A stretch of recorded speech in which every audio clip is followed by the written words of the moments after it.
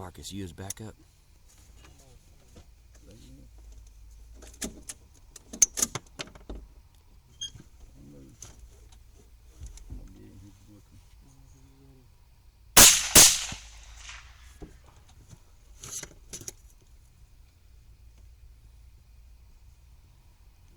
Hey team, it's Daniel again with Brazos Valley Boars and Varmits. So that first hog was a lone boar just prowling around. He was a quick, easy kill to pick up. Didn't really have anything to add to him. Everything went super smooth, nice and easy. So I just decided to put him in somewhere. But this video is actually going to be about this coyote right here that's coming down this pasture road. And he's coming down to us, and we're going to stop the cart.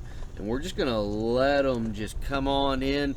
He's looking around every now and then, doesn't really act like he notices us, but we do have a lot of moon just shining right down on us, so we're kind of worried about when he's finally gonna spot us. And so one of us is gonna take the shot, and I think that we should have waited quite a bit to let him get closer and closer and closer, because he missed and we actually do not get this coyote.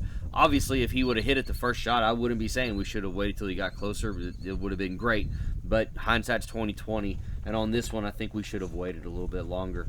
You know, if the coyote does notice you, usually what it'll do is it'll just stop and sit there and look at you real curious, kind of wondering what's going on. They're not necessarily just going to up and bolt and run away, or even if they do, they may just go like 30 yards and then stop to look at you from there, and then that's when you take your shot.